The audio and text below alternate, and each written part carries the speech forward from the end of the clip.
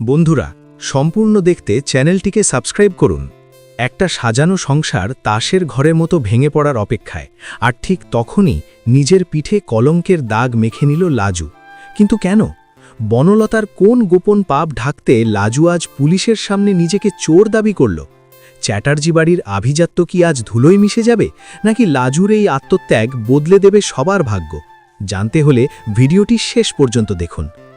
চ্যাটার্জি বাড়ির অন্দরমহলে যখন শান্তির সুবাতাস বইতে শুরু করেছে, ঠিক তখনই এক নতুন ঝড়ের পূর্বাভাস পাওয়া গেল, যা কেউ কল্পনাও করতে পারেনি। বনলতা আর লাজুর মধ্যেকার দিদি বোনের সম্পর্ক যখন গভীর হচ্ছে এবং অনুভব যখন লাজুকে নতুন শ্রদ্ধার চোখে দেখছে, ঠিক সেই সময় বাড়ির সদর দরজায় কড়া নাড়ে এক অপরিচিত ব্যক্তি, যার হাতে ছিল এক আইনি নোটিশ। আসলে ময়ূখ জেলে যাওয়ার আগে এক চরম চাল চেলে রেখেছিল। সে জানত বনলতা তাকে ধরিয়ে দিতে পারে, তাই সে আগেই চ্যাটার্জি বাড়ির ব্যবসায়িক কিছু গোপন নথি চুরি করে এক প্রভাবশালী মাফিয়ার কাছে বিক্রি করে দিয়েছিল। পুলিশ অফিসার যখন চ্যাটার্জি বাড়িতে এসে জানান যে অনুভবের বাবার নামে জালিয়াতির অভিযোগ উঠেছে, তখন পুরো পরিবার স্তব্ধ হয়ে যায়। অনুভব কিছুতেই বিশ্বাস করতে পারছিল না যে তাদের দীর্ঘদিনের স্বচ্ছ ব্যবসায়িক সুনাম এক নিমেষে ধুলোয় মিশে যেতে পারে। পুলিশ জানায় যে নথিপত্রে অনুভবের বাবার সই জাল করা হয়েছে এবং তার দায়ভার এখন পুরো পরিবারের উপর বর্তাবে। বনলতা নিজের ঘরে বসে ডুকরে কেঁদে ওঠে। সে ভাবে তার ভুলের খেসারত কি তবে পুরো পরিবারকে দিতে হবে? লাজুও কিন্তু দমে যাওয়ার পাত্রী নয়। সে শান্ত মাথায় ভাবতে শুরু করে যে ময়ূখ যখন জেলে আছে, তখন এই নথিপত্র বাইরে গেল কিভাবে।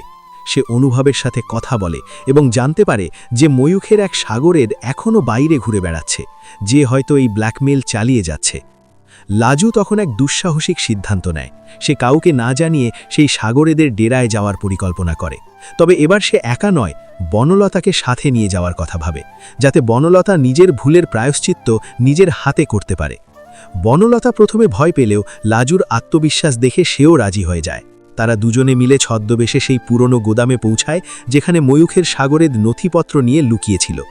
সেখানে গিয়ে লাজু দেখতে পায় শুধু ব্যবসায়িক নথি নয়, বরং চ্যাটার্জি বাড়ির বংশগত কিছু পুরনো দলিলও সেখানে রয়েছে, যা হাতছাড়া হলে তারা পথে বসে যাবে।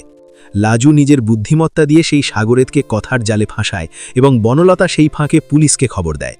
এক রুদ্ধশ্বাস পরিস্থিতির সৃষ্টি হয় যখন সেই অপরাধী লাজুর গলায় ছুরি ধরে হুমকি দেয় যে পুলিশ কাছে এলে সে লাজুকে শেষ করে দেবে। অনুভব তখন পুলিশের সাথে সেখানে পৌঁছায় এবং নিজের চোখের সামনে লাজুকে বিপদে দেখে তার বুক ফেটে যায়। কিন্তু লাজু চোখের ইশারায় অনুভবকে শান্ত থাকতে বলে। সে কৌশলে নিজের পায়ের জুতো দিয়ে অপরাধীর পায়ে সজোরে আঘাত করে এবং সেই সুযোগে পুলিশ তাকে কাবু করে ফেলে। সব নথিপত্র উদ্ধার হয় এবং চ্যাটার্জি বাড়ির সম্মান রক্ষা পায়। এই ঘটনার পর অনুভবের বাবা মা লাজুকে শুধু বাড়ির বউ নয়, বরং বাড়ির লক্ষ্মী হিসেবে বরণ করে নেন। তারা বুঝতে পারেন যে আভিজাত্য রক্তে নয়, বরং মানুষের সাহসিকতা ও সততার মধ্যে থাকে। বনলতা এখন পুরোপুরি বদলে গেছে। সে এখন সংসারের প্রতিটি কাজে লাজুকে সাহায্য করে এবং লাজুর কাছে ক্ষমা চেয়ে বলে যে সে যদি আগে লাজুকে চিনতে পারত, তবে হয়তো তার জীবনটা অন্যরকম হতো। গল্পের শেষে দেখা যায় চ্যাটার্জি বাড়িতে এক বিশাল অনুষ্ঠানের আয়োজন করা হয়েছে, যেখানে লাজু আর অনুভবের নতুন করে বিবাহ বার্ষিকী পালিত হচ্ছে। সেখানে বনলতা নিজে দাঁড়িয়ে থেকে সব তদারকি করছে, আর অনুভব লাজুর কানে কানে বলছে যে সে হয়তো পৃথিবীর সবচেয়ে ভাগ্যবান মানুষ যে লাজুর মতো একজন সঙ্গিনী পেয়েছে। এইভাবে একরাশ ভালোবাসা আর বিশ্বাসের মধ্যে দিয়ে চ্যাটার্জি বাড়ির অন্ধকার দিনগুলো কেটে গিয়ে ভোরের নতুন সূর্য দেখা দেয়, যেখানে লাজু হলো সেই সূর্যের আলো যা পুরো পরিবারকে আংলে রেখেছে এবং সত্যের জয়গান গাইছে। চ্যাটার্জি বাড়ির সেই রহস্যময় বাচ্চাটির আগমনে পুরো পরিবারে যেন এক নতুন উত্তেজনার সৃষ্টি হয়েছে। তবে এই খুশির আমেজ বেশিক্ষণ স্থায়ী হলো না, কারণ বাচ্চাটির সাথে আসা সেই চিঠির নিচে একটি সংকেত দেওয়া ছিল, যা শুধুমাত্র লাজুই লক্ষ্য করেছিল। ময়ূখের শেষ ইচ্ছা পূরণ করতে গিয়ে লাজু অজান্তেই এমন এক জালে পা দিয়ে ফেলল, যার পেছনে ছিল এক বিশাল ষড়যন্ত্র। বনলতা বাচ্চাটিকে দেখে আবেগপ্রবণ হয়ে পড়লেও অনুভবের বাবা কিছুতেই এক অপরাধীর রক্তকে চ্যাটার্জি বংশের উত্তরাধিকার হিসেবে মেনে নিতে পারছিলেন না। বাড়িতে শুরু হলো এক নতুন গৃহযুদ্ধ, যেখানে একদিকে লাজুর মানবিকতা আর অন্যদিকে চ্যাটার্জি বাড়ির রক্তভিজাত্যের অহংকার। লাজু শান্ত স্বরে সবাইকে বোঝানোর চেষ্টা করে যে পাপী ময়ূখ হতে পারে, কিন্তু এই নিষ্পাপ শিশুটির কোনো দোষ নেই। সে অনুভবকে বলে, যদি আজ আমরা এই বাচ্চাটিকে রাস্তায় ফেলে দিই তবে বড় হয়ে সেও হয়তো তার বাবার মতো অপরাধী হবে, কিন্তু আমরা যদি তাকে ভালোবাসা দিয়ে মানুষ করি তবে সেই বংশের মুখ উজ্জ্বল করবে। অনুভবের মনে লাজুর কথাগুলো গভীর রেখাপাত করে, কিন্তু ঠিক সেই সময় পুলিশ আবার চ্যাটার্জি বাড়িতে হাজির হয়। তারা জানায় ময়ূখ মারা যাওয়ার আগে জেল থেকে কিছু অত্যন্ত মূল্যবান হিরে চুরি করে কোথাও লুকিয়ে রেখেছে, আর তাদের সন্দেহ সেই হীরের সন্ধান হয়তো এই বাচ্চার মাধ্যমেই পাওয়া যাবে।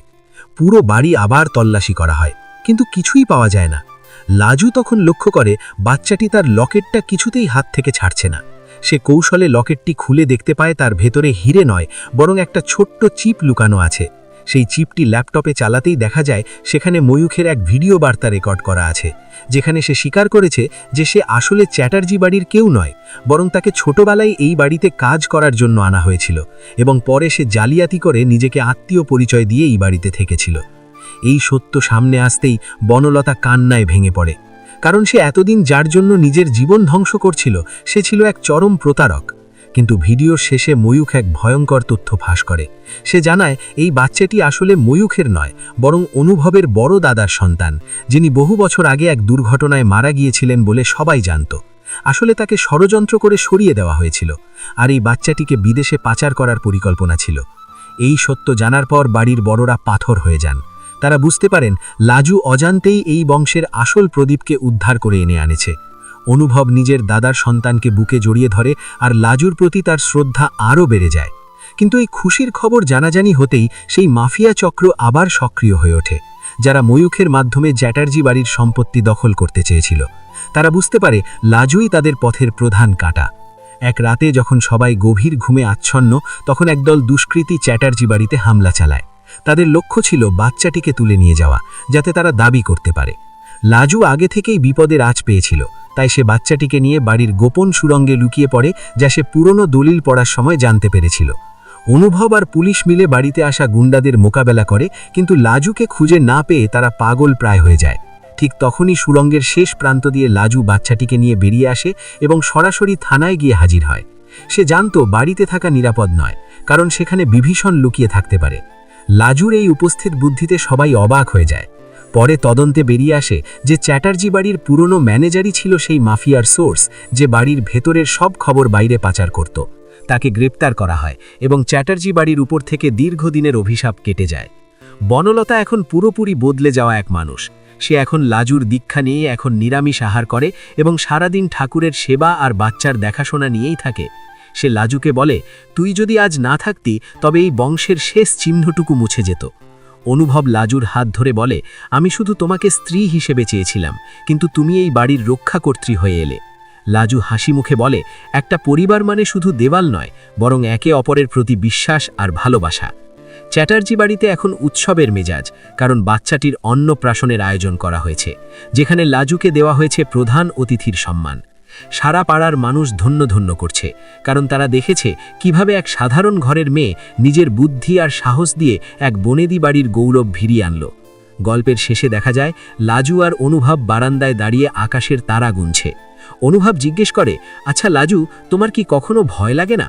লাজু আকাশের দিকে তাকিয়ে বলে, সত্য যার সাথে থাকে ভয় তার কাছে হার মানে।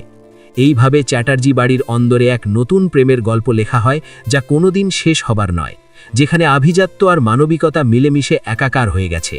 চ্যাটার্জি বাড়ির প্রতিটি কোণ এখন লাজুর হাসিতে মুখর, আর বনলতা ও লাজুর মধ্যে সেই অটুট বন্ধন সমাজের চোখে এক নতুন উদাহরণ হয়ে দাঁড়িয়েছে, যা প্রমাণ করে যে অন্ধকার যতই গভীর হোক, ভোরের আলো আসবেই, আর সেই আলোর নামই হলো লাজু।